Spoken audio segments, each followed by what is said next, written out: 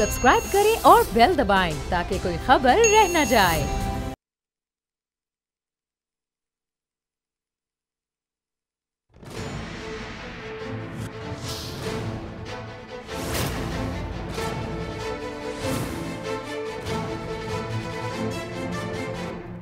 अस्सलाम वालेकुम, मैं हूं नूरुल आरफीन सिद्दीकी और आप देख रहे हैं मेरी जंग।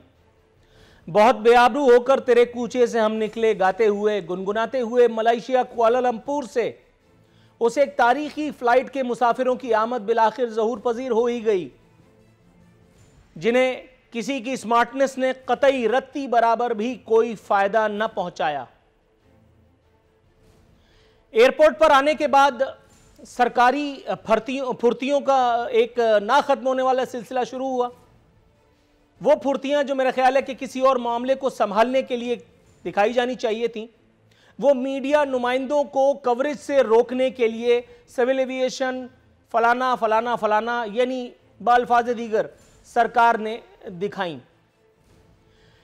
यहां तक हुआ कि मीडिया नुमाइंदों को कवरेज से रोकने के लिए हाथापाई तू तकार हुआ।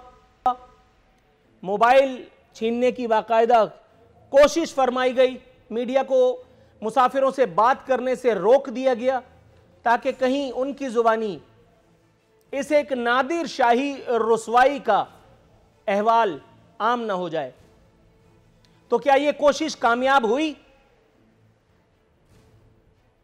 तो क्या यह खिजालत मिटाने की ये जो हरकत की गई थी,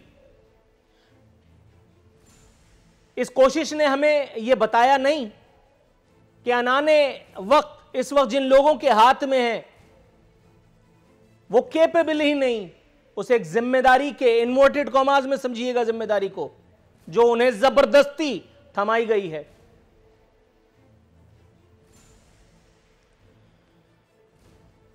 लेकिन अभी थोड़ी देर बाद इंशाअल्लाह ताला जब हमारे मेहमान आएंगे तो वो आपको बताएंगे खान साहब की ईमानदारी, उनकी दयानतदारी, आसिफ अली जरदारी की करप्शन, नवाज शरीफ के विद ऑल ड्यू रिस्पेक्ट मलऊन होने की जितनी कहानियां अब आपको वो सुनाएंगे। हालांकि ये मेरा कंसर्न नहीं है,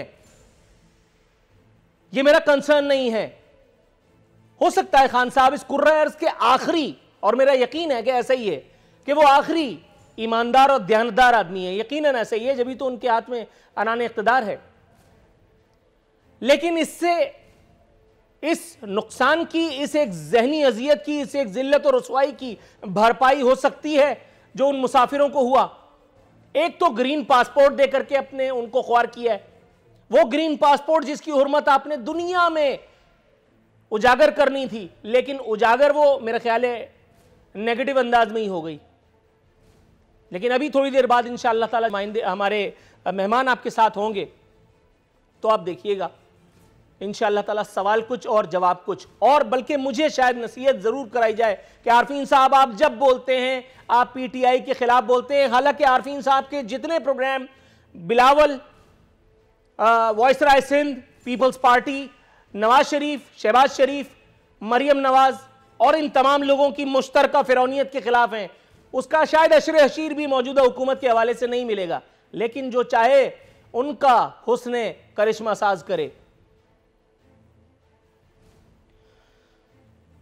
नाम नेहाद वसीम अकरम प्लस ने एक मरतबा फिर अपने होने का सबूत देते हुए अपनी कयादत की ईमानदारी का बोरिंग गीत बेसुरा राग अलापा है, जिससे सानू की उन्होंने कहा है कि साबिक हुक्मरान नमूना इबरत बने हुए हैं। अपोजिशन का कहना है हुजूर एक दफा आपकी हुकूमत जाने दीजिए, आपके साथ भी यही कुछ होने वाला है। कहते हैं कि तरक्की का सफर जारी रहेगा। अवाम पूछना चाह रही है किसकी तरक्की?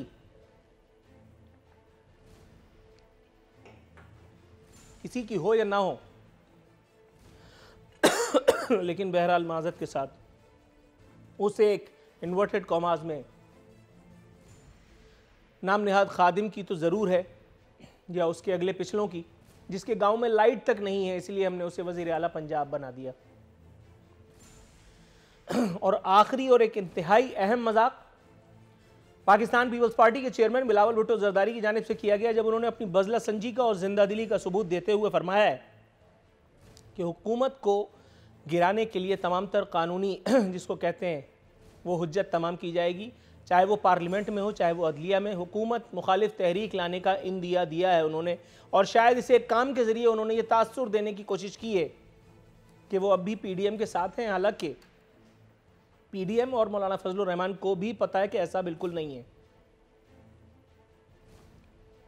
सब जानते हैं कि हजरत बिलावल ने ये जो ताज़ा यू टर्न लिया है, ये दर हकीकत उसे एक मेडिकल एनआरओ की पहली किस्त अदा करने की कोशिश है जो आसिफ अली जरदारी साहब को मिला। उन्होंने फरमाया कि पीडीएम इलेक्शन कमीशन के बाहर एहतजाज करेगी, ताहम उस एहतजाज में अपनी अदम शिरकत और वो जो जोराने में उनके साथ हुआ जिसमें उनको जाना था और वो नहीं गए, उसके बारे में एक लफ्ज़ भी बयान करने से वो गुरेजा रहे। मेरे साथ मौजूद हैं पाकिस्तान के इंसाफ से जनाब नदीम कुरैशी साहब, पाकिस्तान पीपल्स पार्टी से मेरे साथ स्टूडियोज़ में शरीक गुफ्तगू होंगे नादिर गबोल साहब, और सेनेटर कैसर अहमद शेख साहब पाकिस्तान मुस्लिम लीग नवाज की तर्जुमानी के फ़राइज़ अंजाम देंगे। नदीम कुरैशी साहब, सर कैसे हैं? अल्लाह का शुक्र जनाब, अल्लाह का करम। नदीम कुरैशी साहब, सर मलेशिया को तो कोई फ़र्क ही नहीं पड़ा, ईमानदार हो, सादिक और अमीन हो, हैंडसम हो, स्मार्ट हो, वर्ल्ड कप, नमल यूनिवर्सिटी और 22 साल जद्दोजहद, शौकत खानम अस्पताल, उसको तो कोई फ़र्क ही नहीं पड़ा इन सब बातों से सर। और मेरा ख्याल है कि सरकार को भी कोई फ़र्क नहीं पड़ा। कम से कम उन मुसाफिरों का तो यही कहना था, उन मुसाफिरों को उनके मुंह पर टेप लगा करके मीडिया नुमाइंदों से बात करने से रोकने की कोशिश तो यही बताती है। सर, जो रुसवाई, जो जगहसाई कल हुई, एक मुख्तसर सा अहाता अगर आप फरमाएं, और दूसरा आप ये बताएं कि वो घूसा जो मैदान जंग में दुश्मन के मुंह पर मारना चाहिए था, वो जंग खत्म होने के बाद अपने मुंह पर मारते हुए कैसा लग रहा था? वो जो फुर्तियां मीडिया को गुफ्तगू से रोकने के लिए की गई थी, वो मेरे ख्याल है पहले नहीं की जानी चाहिए थी। बिस्मिल्लाहिर्रहमानिर्रहीम। जनाब आरफीन सदीकी साहब, जिस तरह से आपने अपना खिताब आलिया फरमाया, आप सुनिएगा भी सही। देखिए, कोई ऐसी बात नहीं है कि जिस पर हमें बगले बजानी चाहिए, ये कोई खुशी का मकाम नहीं है।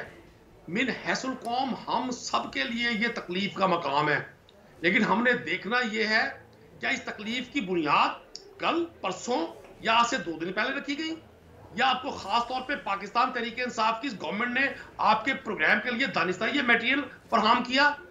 ये हमारे लिए हर रोज की एक नई जो हमारे लिए तकलीफ होती है, वो हमें बताती है कि मिन हैसुल कौम हम कितने इन्हतात का शिकार हैं। मेरे भाई, यहाँ स्टेट बैंक की बिल्डिंग से लेकर आपके मोटरवेज तक गिरवी रखे गए। इसी बात का तो वो शरीफ सर, थोड़ा सा तवक्कुफ आप फरमाइएगा, थोड़ा सा तवक्कुफ आप फरमाइएगा। ये इसी आप मेरी गुफ्तगू को कहीं और ले गए हैं।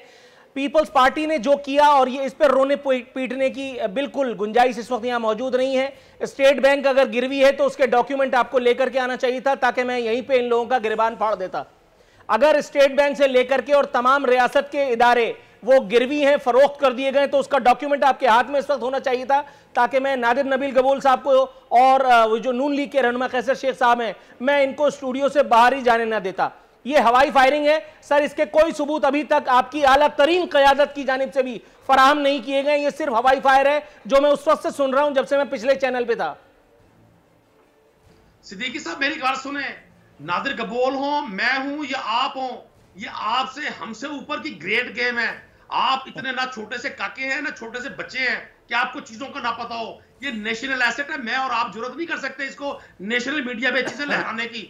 जब आईएमएफ इस मुल्क पर अपने शिकंजे गाड़ रहा था, जब यहाँ के तमाम एसेट्स गिरवी रखे जा रहे थे, ये पीआईए का जो तैयारा किसी आपने, मैंने या किसी फर्द ने लोन नहीं लिया, गवर्नमेंट ऑफ पाकिस्तान ने लोन पर लिया था। बहुत सारी चीजें यहाँ ऐसी हैं जिन पर डिबेट हो सकती है, लेकिन चूंकि यार लोगों को टॉपिक चाहिए, उन्होंने अपने सारे सर मीडिया नुमाइंदों के कैमरे छीन करके अपनी बहादुरी का सबूत देने की जो कोशिश की गई थी, मेरा मुतमय नजर वो है कि वो हरकत, वो कार्य जहल जो वहां एयरपोर्ट पर मीडिया को बात करने से रोकने के लिए किया गया, दर हकीकत इसे एक बहादुरी का, वो सलाहुद्दीन अयूबी के कलेजे का, वो टीपू सुल्तान की तलवार का इस्तेमाल कहीं और नहीं होना चाहिए था। मेरा सवाल यह था, लेकिन आप जवाब देने के मूड में आज भी दिखाई नहीं देते। ये दुनिया की पहली कौम है, मैं भी उसी कौम का हिस्सा हूं जिसको अपनी रुसवाई का सरे चौक सरे बाजार बड़ा शौक है। हम अपनी सर थोड़ा सा तवक्कुफ कीजिएगा, मुझे पता है आज भी जवाब नहीं मिलना है, थोड़ा सा तवक्कुफ कीजिएगा। सर मैं आपकी तरफ आता हूं। सर बहुत गुफ्तगू हो गई, सर थोड़ा सा तवक्कुफ कीजिएगा, दीगर मेहमानों से भी बात करनी है क्योंकि आपने जवाब तो देना नहीं है। आपने सिर्फ ये कहना है आसिफ जरदारी चोर था, नवाज शरीफ मलऊन है, लेकिन आपने चौरंगी ही घुमानी है, आपने मुद्दे की बात नहीं करनी। मेरे पास वक्त जरा थोड़ा सा महदूद है, मैं आपकी तरफ आता हूं। नादिर नबील कबूल साहब, सर मुख्तसरन कैसर अहमद शेख साहब के पास भी जाना है, इससे पहले कि ब्रेक का कह दिया जाए। सर ये मुझे बताइए, जो मेरा सवाल वही है क्योंकि जवाब नहीं मिला, जो बहादुरी जिसका सबूत हमें मेरा ख्याल है कि शायद मलेशिया में देना चाहिए था, उस एक मामले को काउंटर करके वो हमने यहाँ मीडिया नुमाइंदों से छीना झपटी करके और मीडिया कवरेज से रोक करके दिया। आपके ख्याल में ये ताकत का गलत इस्तेमाल हुआ या मुझे गलत फहमी हुई है?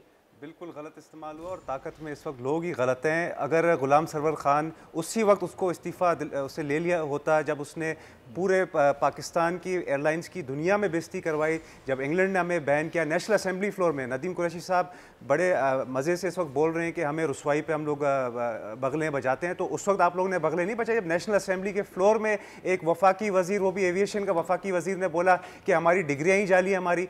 उस वक्त ही अगर आप इस नाअहल शख्स से इस्तीफ़ा ले लेते गुलाम सरवर खान से, तो आज शायद हमें ये मौका नहीं देखना पड़ता। आज आप इससे ले लें, अभी भी मौका है, इससे इस्तीफ़ा ले लें गुलाम सरवर खान से। एक प्रोफेशनल एक बंदा होना चाहिए पीआईए के अंदर जो कि एविएशन से उसका वाकफियत हो और वो पीआईए को चलाए। इमरान खान का एक ये बहुत बड़ा वादा था, उसने कहा था कि 1960s में जी मैं जाता था इंग्लैंड तो बड़ी इज्जत होती थी पीआईए की, पाकिस्तानी पासपोर्ट की। अब जो इज़्ज़त हम छोड़ के गए थे ना, उससे भी आपने 10 गुना और कम कर दी इज़्ज़त। अब आपके पास कोई जवाज़ नहीं है, कोई आपने जो ये मुहत्तर मोहम्मद है उसकी चमचागिरी करने में हमारे पीएम साहब ने कोई कसर नहीं छोड़ी। जब वो गए थे और उन्होंने बड़े बड़े एग्जाम्पल दिए कि जी देखें मुहत्तर मोहम्मद ने पूरा मलेशिया को बदल दिया, मैं तो उनकी कॉपी करना चाहता हूँ, देखें जी मैं मलेशिया गया हूँ, उनकी बीवी आके मेरे से हाथ मिला रही है। कर रहा हूँ मैं यहाँ पे, आप चाहे कुछ भी कहें लेकिन यहाँ मैं इमरान खान का साथ दूंगा। किस बात और पे? आपको पता है ये मैं बवजह मजबूरी नहीं कर रहा। किस बात पे? महातीर मोहम्मद का साथ देना या तैयब रदगान का साथ देना, मुझे लगता है इमरान खान ने अगर ये काम किया तो शायद मुझे और आपको भी सपोर्ट करना चाहिए। मेरा मौका क्योंकि दूसरा है, उनका मैं कह जो रहा हूं विजन है, ईमानदारी की बात है कि उनका जो विजन था उसके मुताबिक आप देखिए उन्होंने तुर्की को और जिसको कहते हैं मलेशिया को क्या बना दिया। वो बात ठीक है, अब बात ये है कि अगर आप मस्जिद के मुल्ला की सोबत में बैठ रहे हैं और उसके बावजूद भी आपका गिलास आपसे नहीं छूट रहा, मैं वही तो ये आपकी जिसको कहते हैं, मैं वही कह रहा हूं ना, इतनी जो आपने उसके साथ जो अपने ताल्लुकात दिखाने की कोशिश की तो उसी का ही फायदा उठा ले, तो उसको एक फोन कर लेते मोहतर मोहम्मद के भाई हमारी बेइज्जती हो रही है हमारे जहाज को आपने सर मैं आपकी जानिब आता हूं, मैं माजरत ख्वाह हूं सर, वक्त की कमी का शिकार हूं। ब्रेक के बाद जब आते हैं तो इंशाल्लाह डायरेक्ट आपके पास आऊंगा।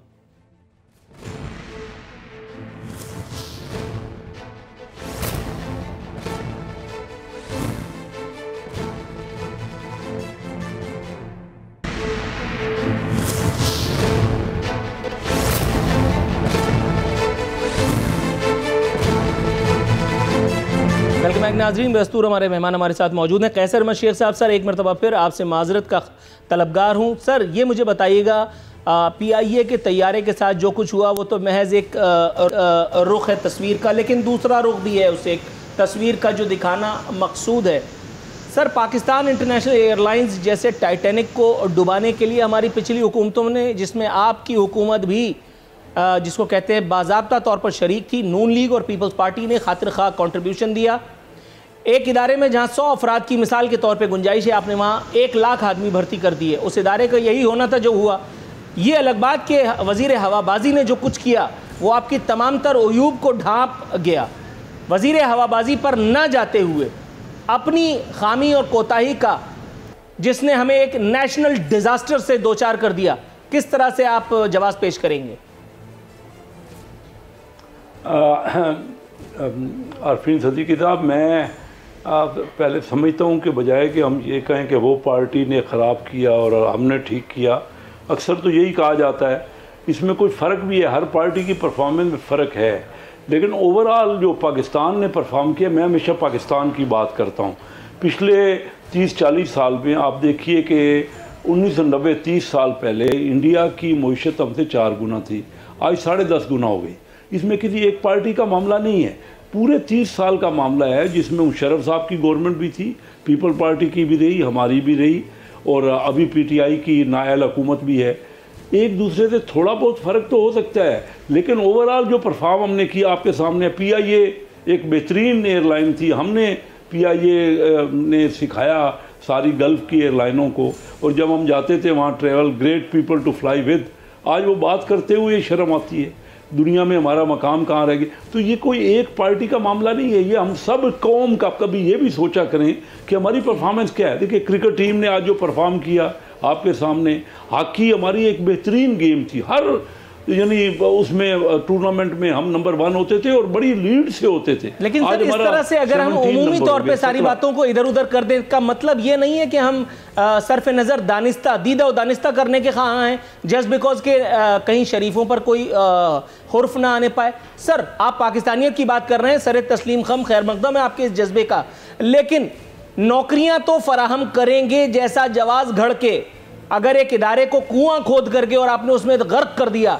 तो FIR तो काटना बनती है ना। आप उमूमी तौर पे पाकिस्तानियों को कैसे इस एक जुर्म में शरीक कर सकते हैं? नहीं, आप दुरुस्त कह रहे थे नूरुल फहीम, हम बहुत अरसे से, जब से पिछले ये प्रोग्राम शुरू होते हैं, मैं मुस्लिम लीग का हूँ तो मैं कहूँगा मुस्लिम लीग ने सबसे अच्छा परफॉर्म किया और PTI बहुत ख़राब है। देखिए वो परफॉर्मेंस में फ़र्क ज़रूर है कुछ जो मेयार, लेकिन हम ओवरऑल कहाँ रह गए। मैं चाइना गया 1972 में, वहाँ उनके पास कपड़े नहीं थे पहनने के लिए, एक ब्लू शर्ट पहनते थे और ब्लू का एक कपड़े होते थे। सर थोड़ा सा तवक्कुफ की इस्तदा वक्त की इंतहाई शदीद किल्लत का मैं शिकार हूँ, मैं माजरत ख्वाह हूँ आपकी तरफ मैं आता हूँ। नदीम कुरैशी साहब, सर अब हम बात कर लेते हैं आपके सूबे जहाँ बैठे उस्मान बुज़दार साहब की।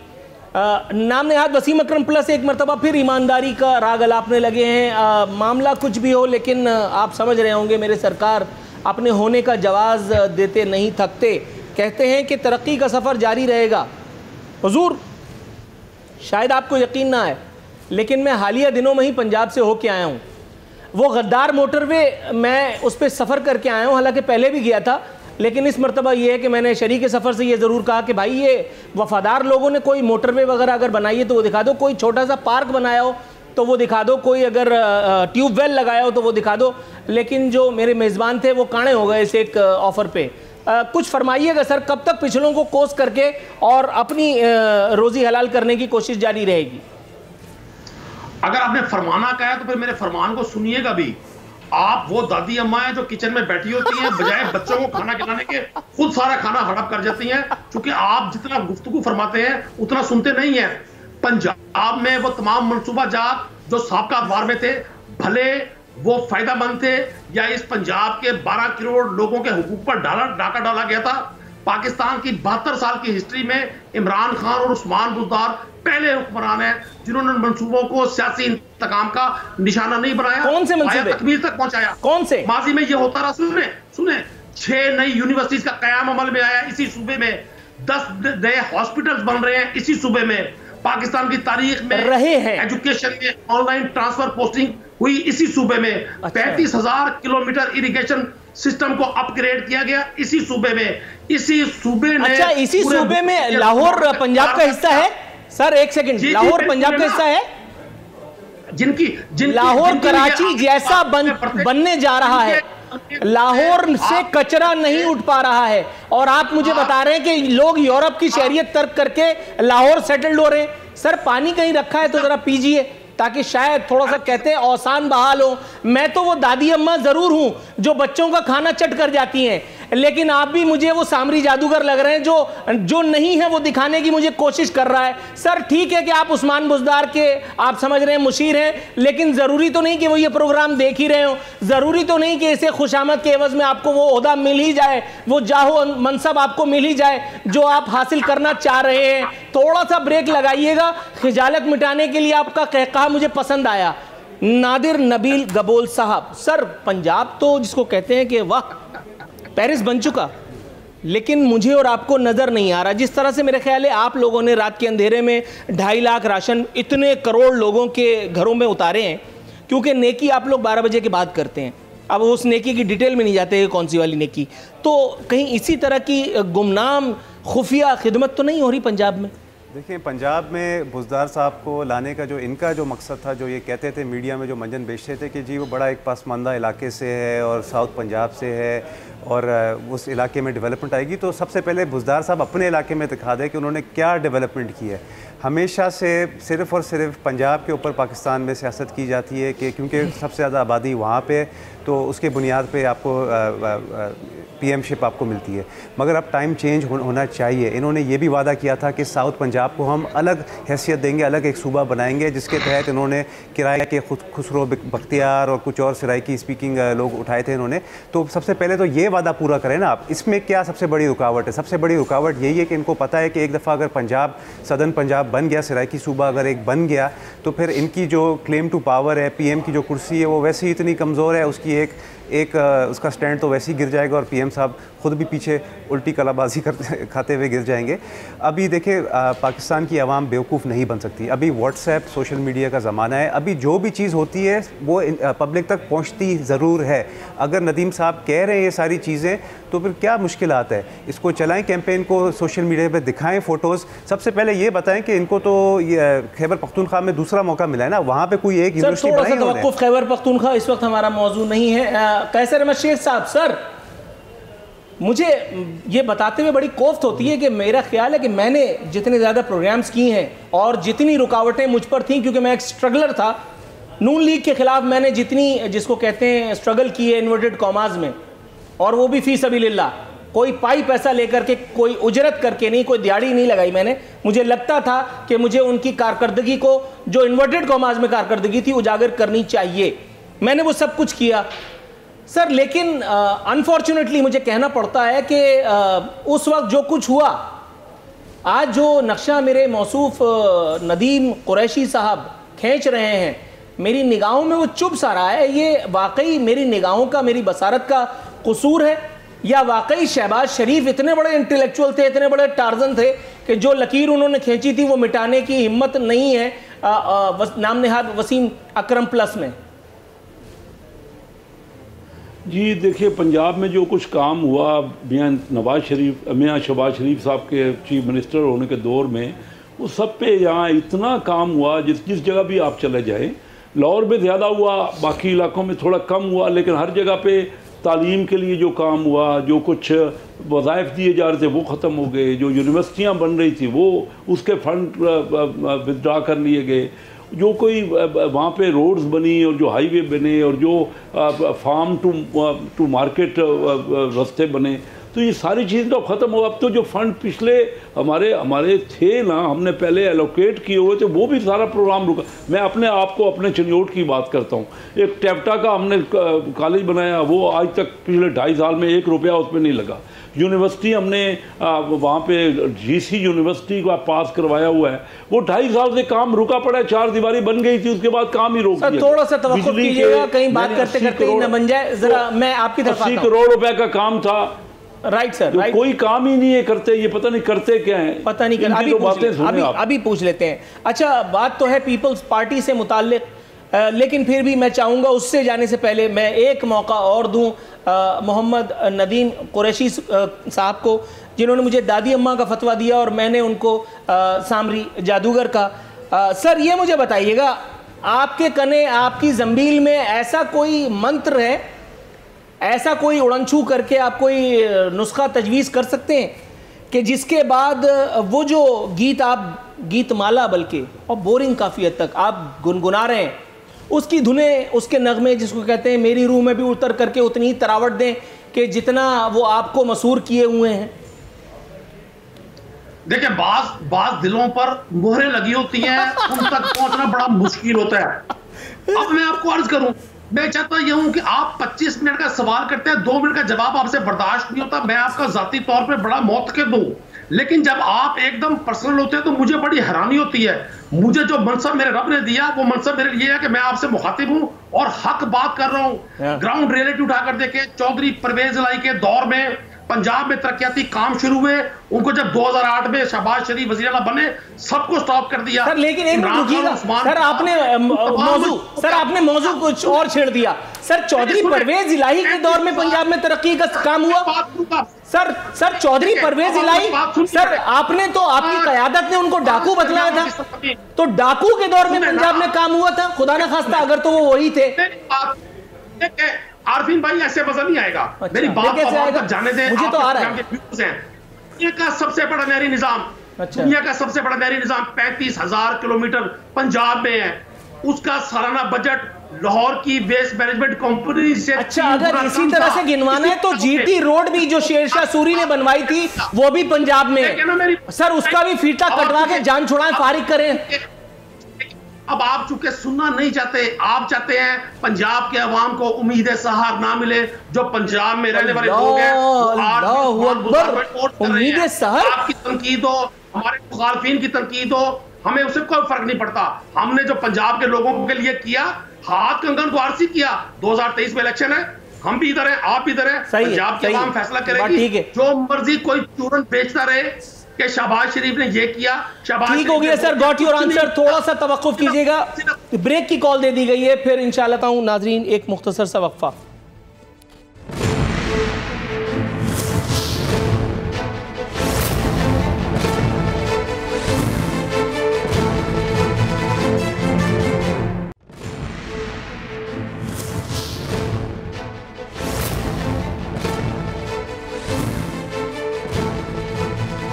वेलकम बैक नाज़रीन, इख्तितामी लम्हा शो के आन पहुँचे हैं नादिर नबील गबूल साहब। सर आइनी और कानूनी तरीके से पार्लियामेंट या अदलिया के ज़रिए हुकूमत का ख़ात्मा, ये ख्वाब है बिलावल भुट्टो जरदारी की आंखों में। सर इसको ताबीर मिलेगी या नहीं? लेकिन ये अपनी खिजालत मिटाने की एक नादिर शाही कोशिश नहीं है। वो मेडिकल एनआरओ जो आसिफ अली जरदारी को बहुत पहले ताकतवर हलकों की जानिब से दे दिया गया था, जिसके बावजूद खान साहब का इसरार ये है या उनकी मासूमियत ये है या उनके मनसब का शायद तकाजा ये है कि वो अपनी रिट को बहाल करने के लिए, अपने लोगों का मोराल डाउन ना होने देने के लिए वो ये कहते हैं कि मैं एनआरओ नहीं दूंगा। जबकि पाकिस्तान का पहला मेडिकल एनआरओ आसिफ अली जरदारी और नवाज शरीफ को मिल चुका और वो अब दोनों हजरात अल्हम्दुलिल्लाह मज़े में हैं। सर ये उस मेडिकल एनआरओ का शाखसाना है कि जो हज़रत बिलावल ने अपनी, जिसको कहते हैं पीडीएम की तहरीक में से जान निकाली है, और आगे जो मंजिल है वो ये है कि उनको जाहिर है कि अगले सेटअप में फिर वज़ीर आज़म या आप समझ रहे हैं, कुछ कहिएगा। देखिए मंजिल तो अभी तक वही है, जमहूरियत की बालादस्ती, और वो तभी होगा जब इमरान खान जैसी एक नाअहल हुकूमत जो कि सिलेक्टेड तौर पे आई है उससे हम छुटकारा पाएँ।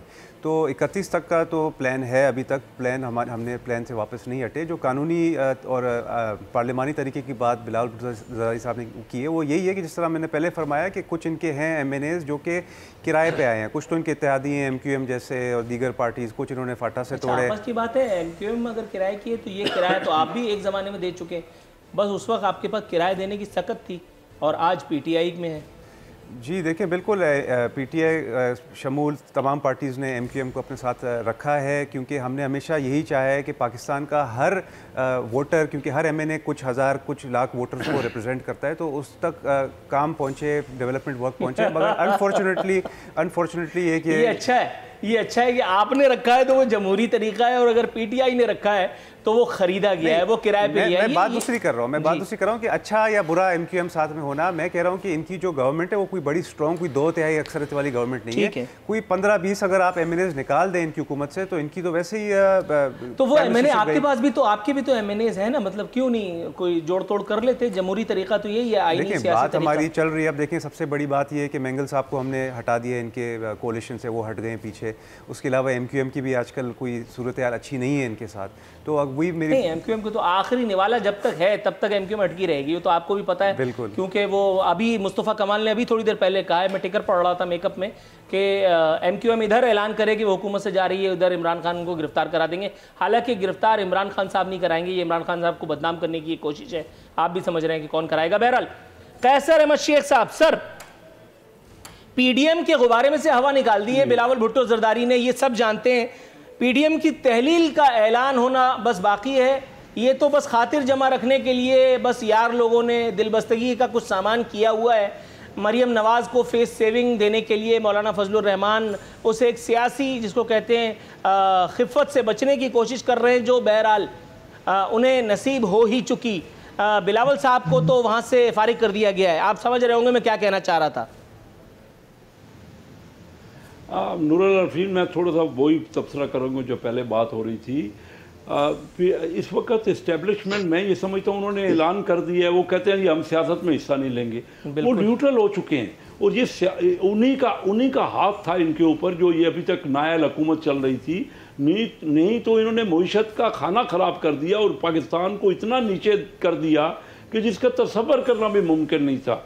इन्होंने तो 50 लाख घर बनाने थे। सर मैं एक जुमले की तस्हीह कर दूं या फिर आपसे वजाहत ले लूं? मैं ये कहना चाह रहा हूं एस्टेब्लिशमेंट का हाथ नहीं था। इमरान खान साहब कहते हैं कि हम एक पेज पे हैं। इनके अपने मेंबर जो मेरे साथ राब्ते में होते हैं वो ही इनके साथ नहीं है पीटीआई में। वो पीटीआई के बारे में इतनी बातें मैं बहुत जल्दी देख रहा हूँ कि ये बजट मैं नहीं देख रहा कि ये पीटीआई की हुकूमत दिएगी। पहले उससे पहले काफ़ी अरसा ये असम्बली के अंदर ही इन हाउस चेंज का माहौल बन रहा है, क्योंकि इनसे ये हुकूमत चल नहीं रही है। इनको तो हमने भी कहा कि चार्टर ऑफ इकोनॉमी कर लें, मिल बैठ के हम मुल्क के हालात, क्योंकि पाकिस्तान है तो हम सब पार्टियां भी हैं, सब पॉलिटिशियंस भी हैं, इस्टेब्लिशमेंट भी तभी है जब पाकिस्तान है। इस वक्त पाकिस्तान ही गिरदाब में फंसा हुआ है। हम इतना बुरे हालात हैं हमारे पूरे इस रीजन में, 8 मुल्कों में, इस सार्क के रीजन में हम सबसे कम तरक्की कर रहे हैं। पिछले 2.5 साल में सब मिला के 2.5% तरक्की नहीं हुई। पहले साल 1% हुई, दूसरे साल 1.5%, आधा % माइनस हो गई। अब ये कहते हैं 1.5% तरक्की होगी। इस तरह तो चल ही नहीं सकता मुल्क। इतने लोग देखे ना, ये कहते थे कि डॉलर हमने मसनूई रखा हुआ है, डॉलर का रेट इन्होंने बढ़ा दिया। अब क्या चीनी की प्राइस भी हमने मसनूई रखी हुई थी। सर थोड़ा सा तवक्कुफ कीजिएगा, मैं आपकी जानिब आता हूं। मसनूई रखी थी तो नदीम कुरैशी साहब, मैं फिक्रा खत्म कर रहा हूं तो ये भी ऐसी मसनूई प्राइसेस रख ले ना। अगर डॉलर मसनूई कर दें, लोगों का फायदे की बात है, तो ये ऐसा काम करे ना, इनसे हो ही नहीं सकता। यस जी, एक्यूरेट, बिल्कुल आप दुरुस्त फरमा रहे हैं। नदीम कुरैशी साहब, ये बात तो ठीक है, ये बात तो ठीक है। आपने बल्कि मैं आप पे क्यों इल्ज़ाम लगा रहा हूँ। बहरहाल बिलावल साहब के ज़रिए से पीडीएम के गुब्बारे में से हवा निकाल दी गई है। इस पर ये एक डायलॉग सूट करता है कि आज खुश तो बहुत होगी तुम, लेकिन दर हकीकत खुशी का लम्हा ये नहीं है सर कि आपकी हुकूमत अपना टेन्योर पूरे करने जा रही है। बजाते खुद एक अचीवमेंट तो अपने आप में ये हो सकती है, लेकिन सर अपने डिलीवरेबल्स को आपने इंश्योर कैसे किया? पाकिस्तान को जिस तरक्की की राह पर आपने लगाना था, क्या वो आप कर पाए? कुछ मिनिस्टर्स की, उनके खानवादों की तरक्की अगर हुई है तो मेरा ख्याल है कि ये तरक्की तो ना हुई, ये खसारे का सौदा था। सर मैं ये पूछना आपसे चाह रहा हूं कि कैसर अहमद शेख साहब ने जो कहा, अगर मैं उसे अपनी अल्फाज में पिरोऊं, सर जो कुछ भी किया था, डॉलर रोक करके, पेट्रोल की प्राइसेस को फ्रीज करके, लेकिन अगर एक आम आदमी को रिलीफ मिलता है क्यों नहीं दे देते? क्या तामुल है? 2.5 साल तो बीत गए पुराने गीत गाते हुए, दादी अम्मा की, सामरी जादूगर की कहानियां सुनाते हुए, अब तो कुछ कर दें खुदारा। देखें आरफिन भाई, इंशाल्लाह सब कुछ ठीक होने जा रहा है।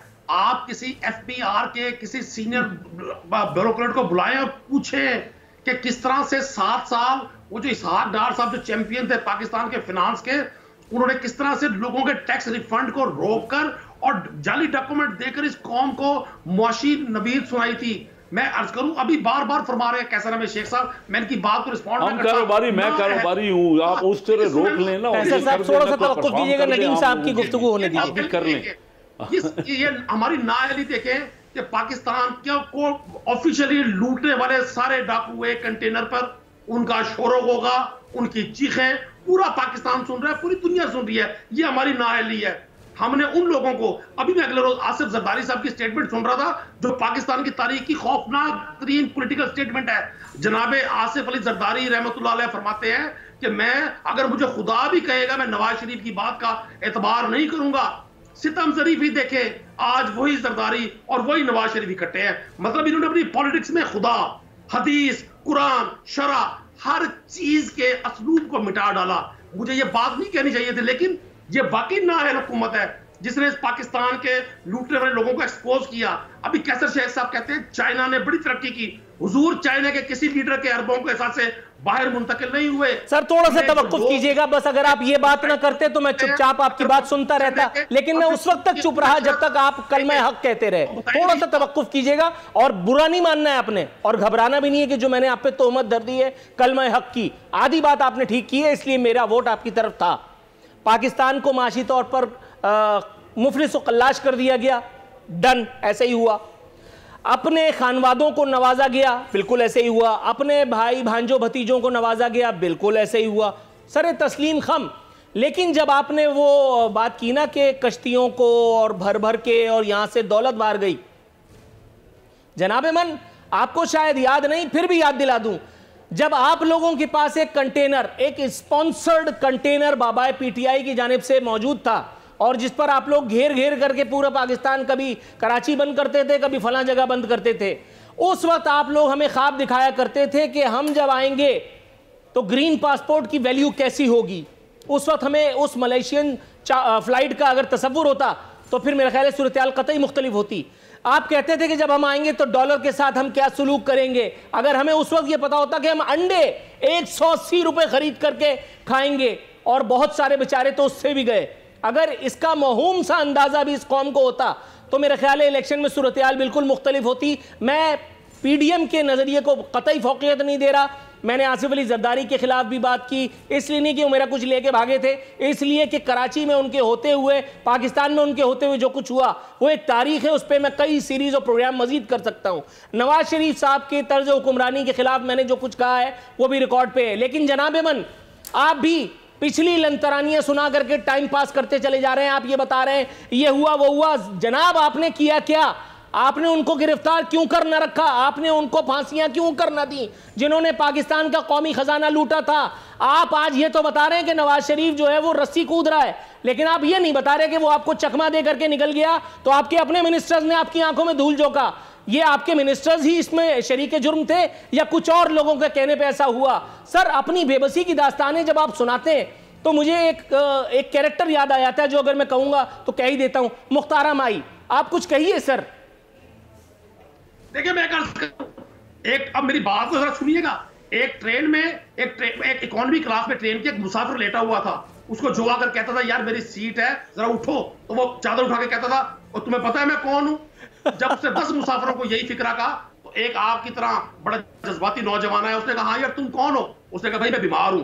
और मेरे भाई इस मुल्क के लूटने वाले को जब पाकिस्तान का निजाम पकड़ता बीमार हो जाते हैं। ये पाकिस्तान में आप निजाम है जनाब मन, आप निजाम है, आपको ये बात समझ क्यों कर नहीं आती? मौलाना रूमी का वो मैं मशहूर जमाना जुमला कहना नहीं चाहता था कि 1000 काबिल आदमियों के मरने पे इतना नुकसान नहीं होता जितना एक डैश के साहिब इख्तियार होने पे होता है। सर डैश को खुद फिल कीजिए। आप कब तक मुझे वही कहानियां, दादी अम्मा तो मुझे आप लग रहे हैं माजरत के साथ, वही कहानियां सुना रहे हैं कि बेटा चांद पे उड़िया रहती है और हम दादी अम्मा खुदा का खौफ करें। सर क्या खत्म हो गया क्या? अच्छा खत्म हो गया भाई। नाजरीन चले टाटा, अल्लाह हाफिज।